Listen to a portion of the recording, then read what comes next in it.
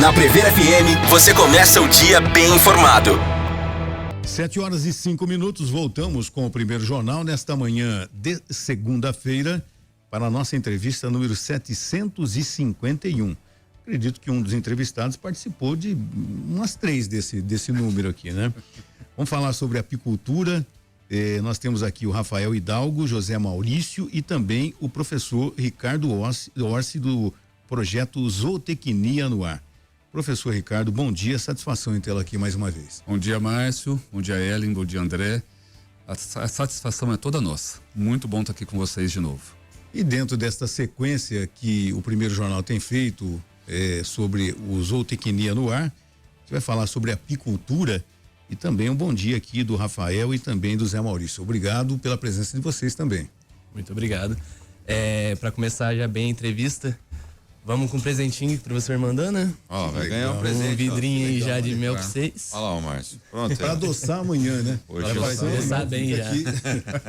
Muito obrigado. Para adoçar a vida. Que legal.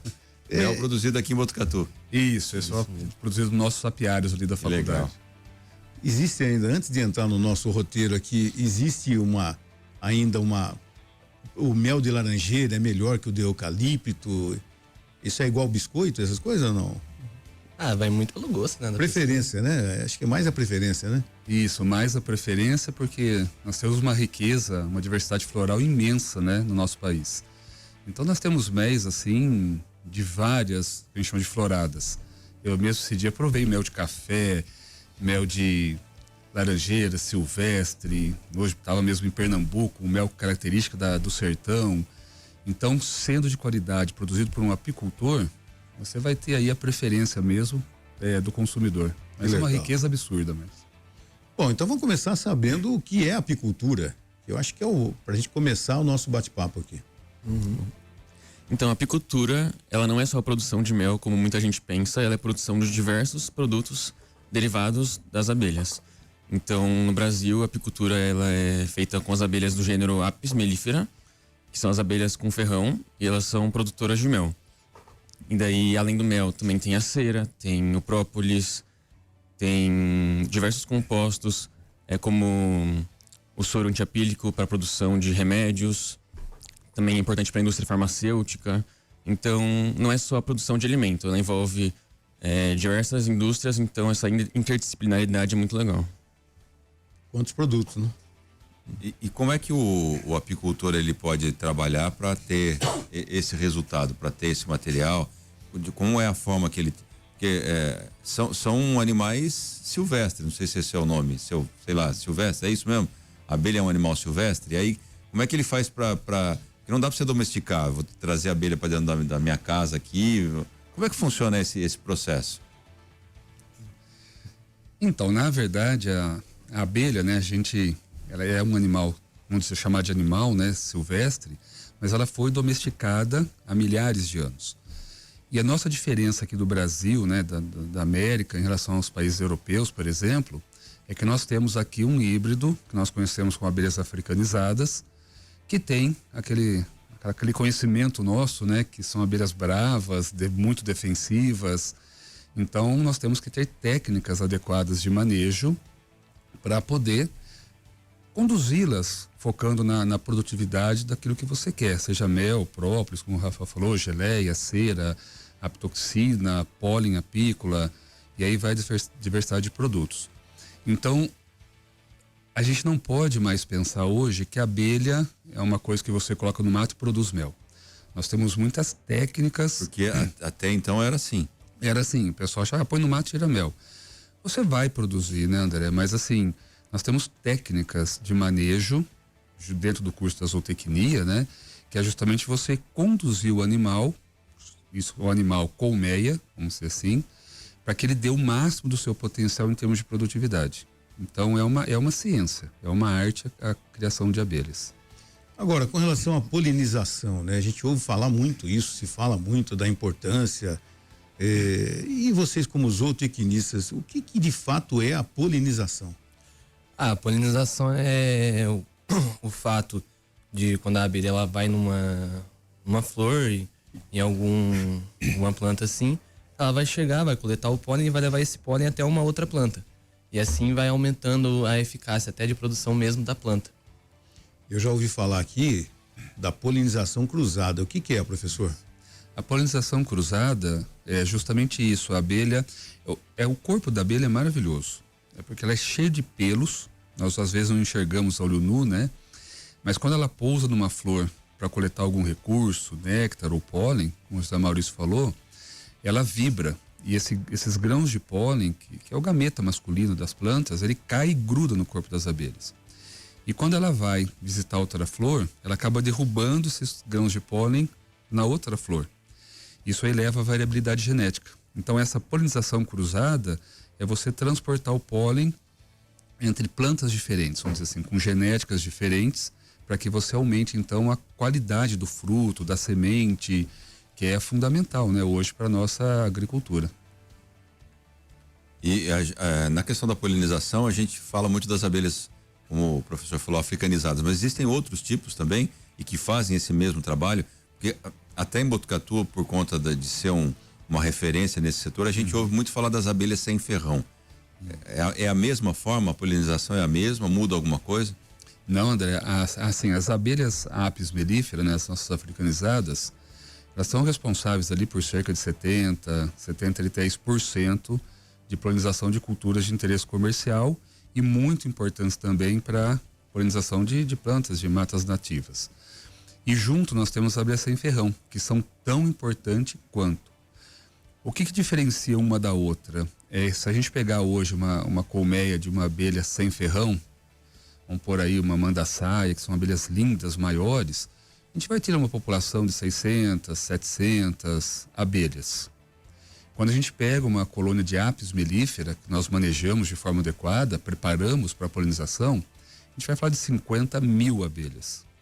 Então, quando você leva essas abelhas para a polinização de uma cultura, a apis tem maior volume de visitação a campo, fazendo essa polinização cruzada em referência às abelhas sem ferrão. Então, mas as abelhas sem ferrão são extremamente importantes. É um conjunto, né? É um elo na nossa natureza.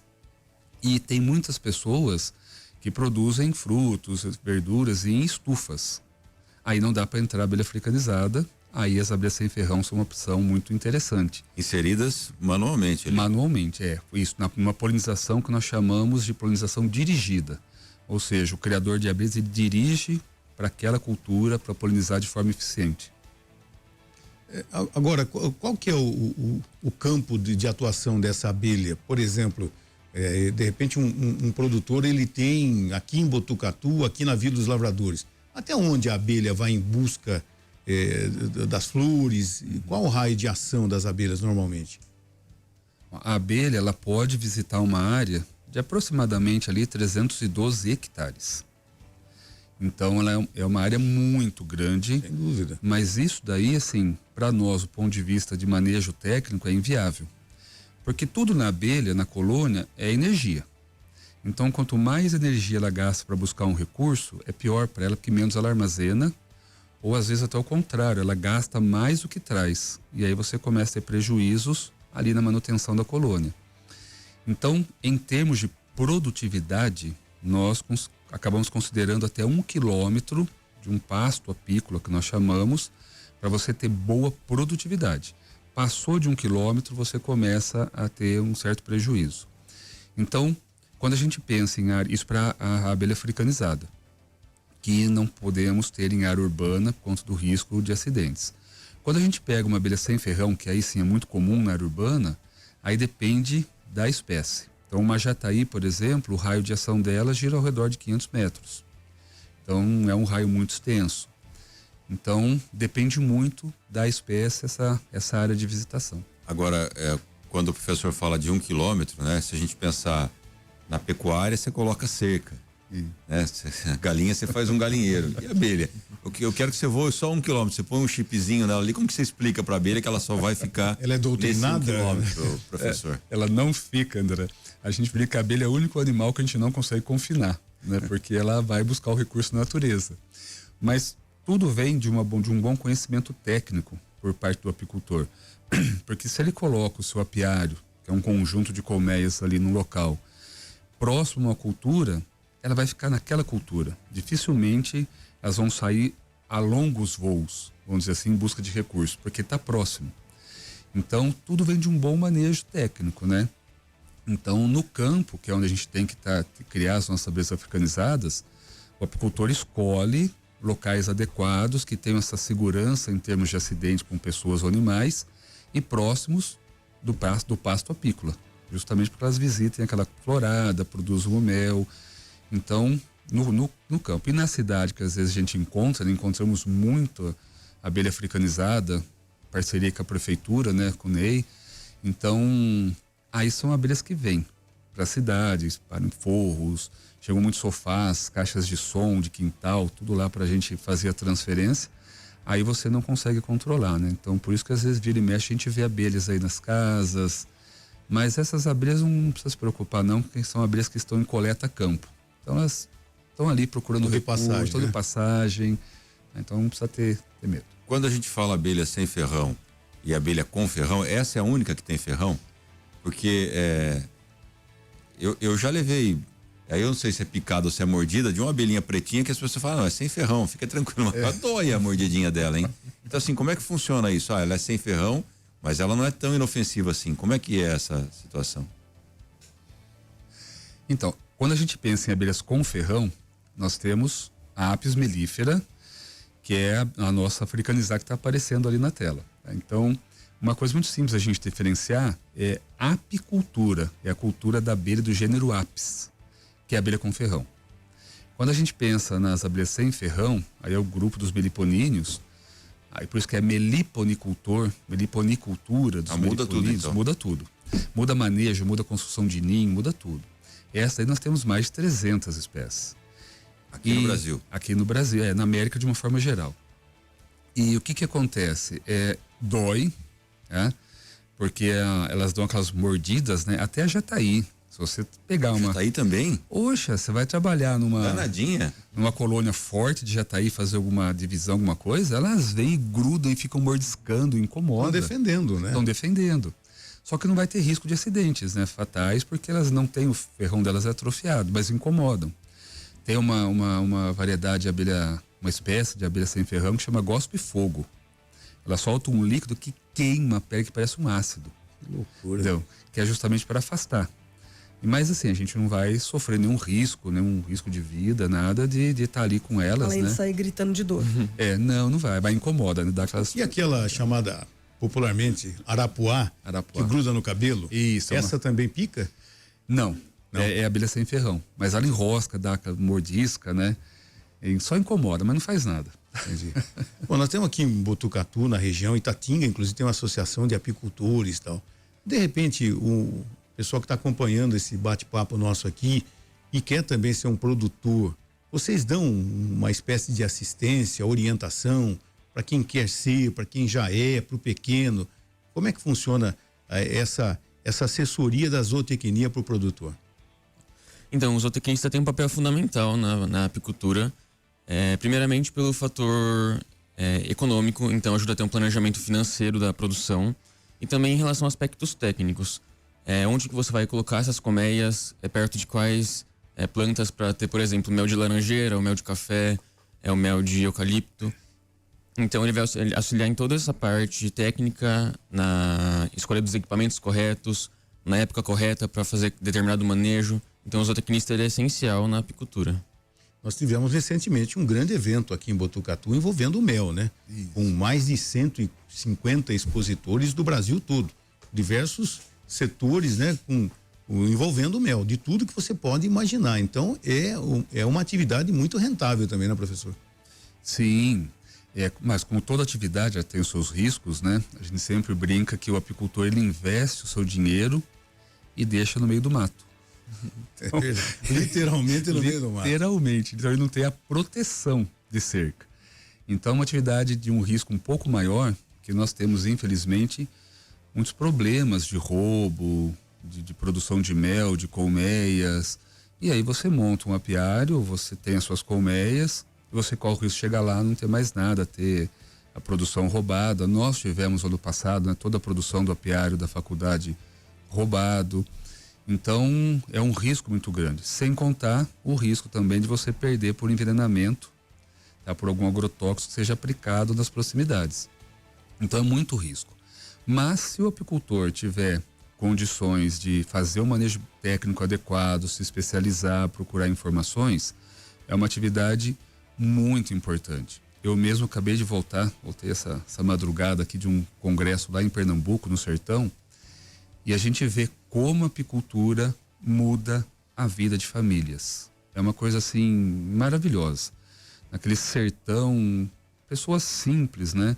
E que começam a criar as abelhas e conseguem ter uma melhoria de qualidade de vida com as nossas abelhas. Então, é uma atividade assim, uma importância socioeconômica fundamental. E se a gente pensar do ponto de vista da pessoa que quer empreender, diferentemente daquele que tem uma terra, eu tenho lá um alqueire de terra, eu quero fazer uma plantação de pepino, por exemplo, que é algo rentável, algo que dá um retorno bacana para o produtor. Na questão da abelha, você não. É o contrário, né? Você não precisa ter terra. Não faz sentido você ter terra, porque você não vai poder colocar o apiário dentro da sua propriedade. Como é que funciona a escolha desses locais? Resgatando aqui também que tivemos na contrapartida pessoas que instalam caixas de abelha em locais inapropriados, sem autorização. Como é que funciona isso, professor? Não, o apicultor ele não tem nem dinheiro para comprar terra, né? Tirando uma outra exceção aí, mas o apicultor ele vai em busca de parcerias e não existe uma regra para isso. Então ele pode ir lá uma das fazendas do Márcio, falar, olha, Márcio, posso pôr apiário aí, não sei o quê. Não, já tudo que tem aqui é meu. É tudo meu. As abelhas, inclusive. As abelhas, inclusive. E aí o Márcio fala assim, pode pôr lá naquela área lá de mata, não sei o quê, do apicultor vai lá, escolhe o local e instala. Pode ser que faça assim, você me dá aí depois uns quilos de mel, ou pode ser que se cobre um arrendamento por colmeia, um valor fixo. Então não existe uma regra para isso. Então o apicultor, ele vai sempre em busca de parcerias, tem as empresas de reflorestamento aqui na região que é muito forte, então aí só que é via associações, né? Seja a Associação de Botucatu, Itatinga, Varé, pegando nossa região, e aí as empresas liberam algumas fazendas para o apicultor tirar mel de eucalipto, por exemplo, ou vai numa fazenda que tem uma área de mata nativa muito boa, com um bom pasto. Então o apicultor ele corre atrás de áreas para colocar os seus apiários e conseguir produzir. Então não existe uma regra fixa para isso. Eu me lembro de ter comentado aqui quando do tarifaço dos Estados Unidos com o Brasil, também principalmente naquela região de Picos, no Piauí, eles exportavam muito, né? A renda familiar daquelas famílias que passaram a ser produtores, pequenos produtores, uma cooperativa de mel, mudou a história daquelas famílias, né? Tem informação de como é que está essa situação, o que eles estão fazendo com... Eu me lembro de ver as imagens de centenas e centenas de tambores com mel que estavam ali esperando para poderem ser exportados. Na verdade, deu uma estagnada no mercado, mas porque assim, muitas das exportações foram barradas, ainda tá uma conversa para tentar ver o que vai ser feito, e aí quando começa a ter muito estoque, lei de oferta do mercado, né, o preço cai. Porque tá todo mundo querendo vender, tem estoque, então a tendência. Então, o preço do mel pro entreposto, para exportação, deu uma ligeira queda. E o mercado, assim, para apicultura, ele não é que ele desmoronou.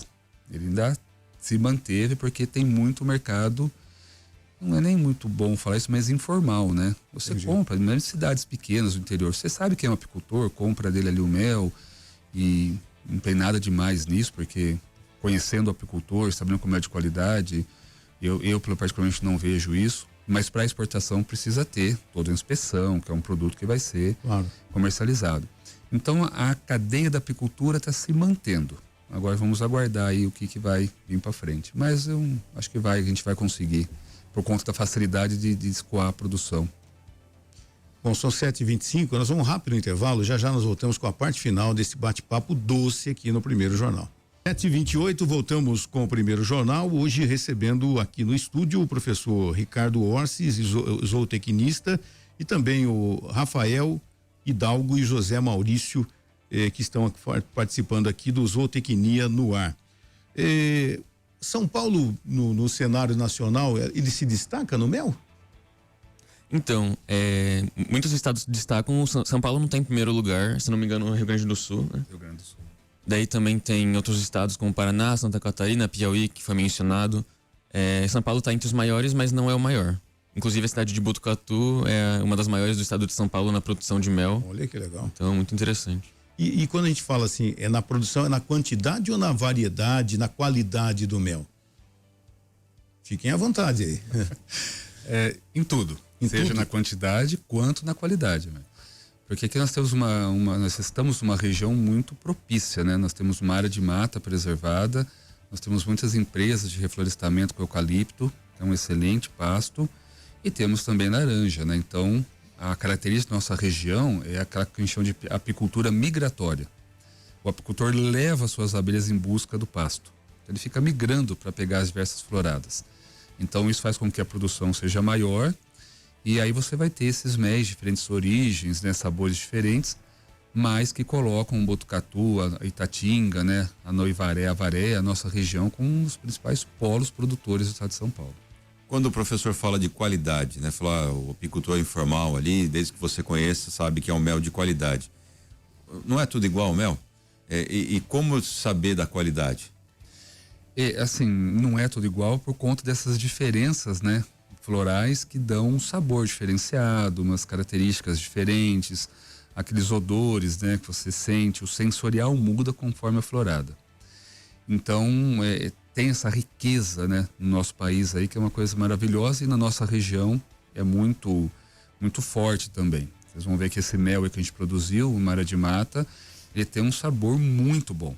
É um sabor diferente, é um mel que ela buscou ali alguma florada específica que predominou. Então a gente tem essas sutilezas. Agora, como saber se o mel é puro?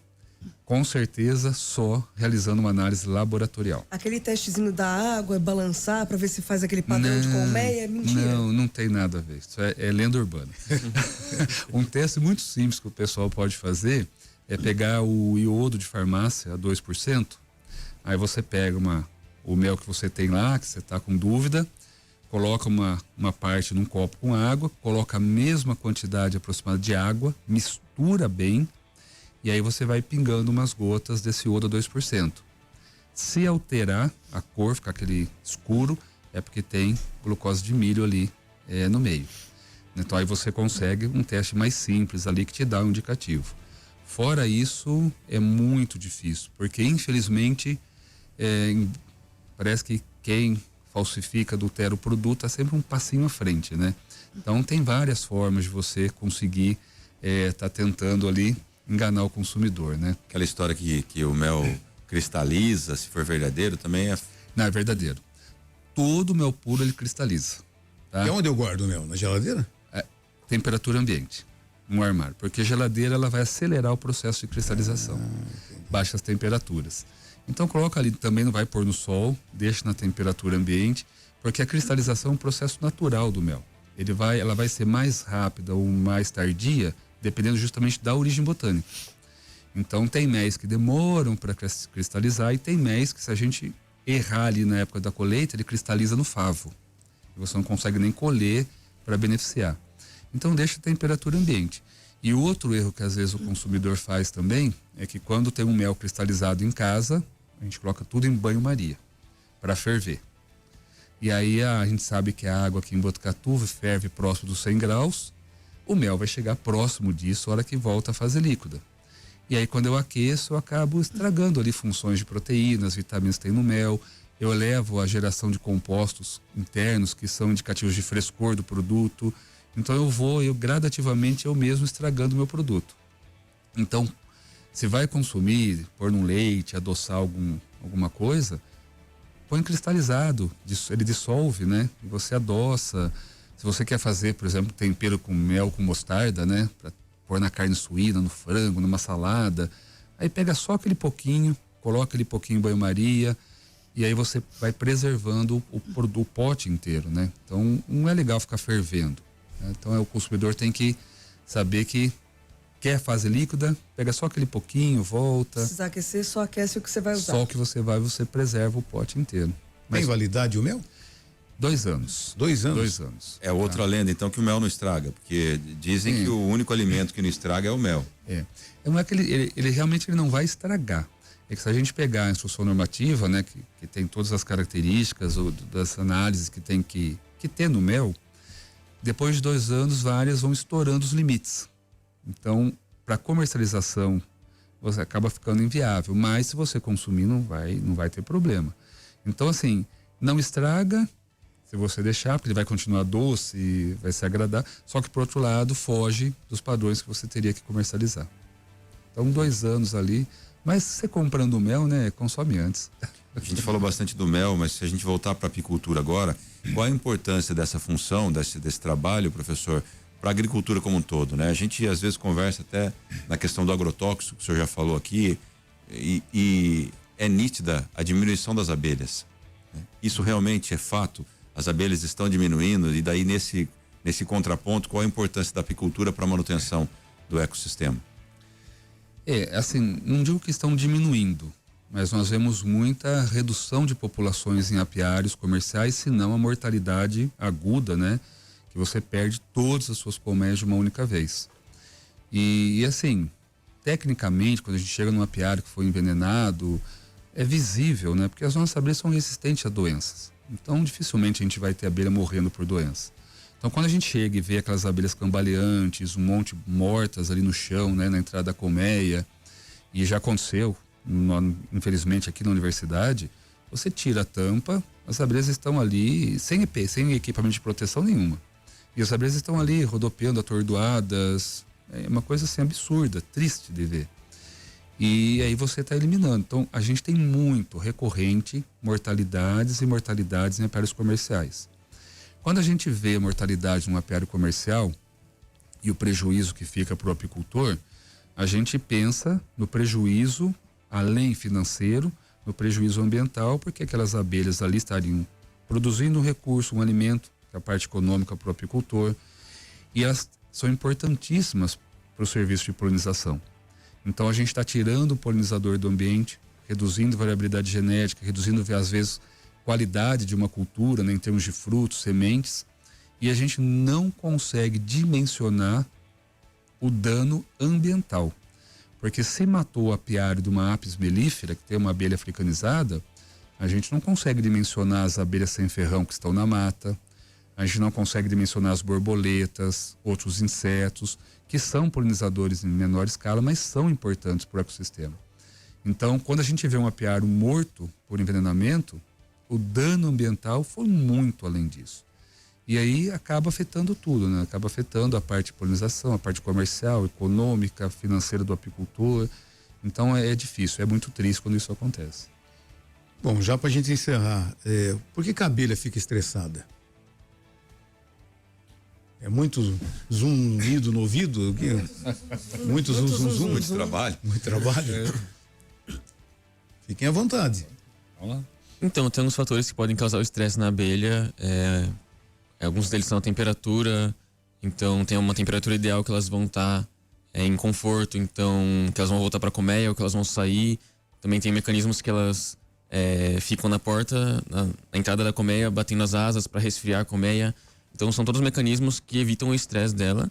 Então, você permitir que elas tenham esse comportamento natural de ir coletar o néctar, voltar para a colmeia, isso promove, né, o bem-estar e também ajuda a evitar o estresse das abelhas. Manejo também na hora certa, né? Você não fazer no horário quente do dia, tudo isso interfere. Elas preferem o frio ou o calor? Elas preferem, assim, uma temperatura mais ambiente, mais estável, assim, nem muito quente, nem muito frio também. E a gente tem que pensar, Márcio, que assim, elas têm a casa delas, elas coletam um recurso e armazenam, junto, vamos dizer assim, o seu dinheiro dentro, aí a gente vai lá querer tirar. Aí elas ficam bravas. Nós também ficaríamos, né? Ficaríamos, né? Bom, 7h38, professor Ricardo, Rafael, José Maurício, muito obrigado pela presença de vocês e até o próximo Zootecnia no Ar. Obrigado de novo, viu, gente? É uma satisfação imensa. E em nome, né, da Faculdade de Medicina Veterinária e Zootecnia, agradecê-los mais uma vez por todo este apoio de vocês no projeto de extensão Zootecnia no Ar, justamente para a gente divulgar, né, para a população o que é o curso de zootecnia, qual a importância das áreas e trazer para quem está nos ouvindo, né, para os estudantes, que a zootecnia é uma oportunidade de fazer uma universidade, fazer um curso universitário e está aqui em Botucatu, né? E aí está aqui o Zé Maurício, o Rafael, que são os alunos do 2º e 3º ano da zootecnia, que estão vendo a importância, né, não só da apicultura, mas como todas as áreas que a zootecnia abrange.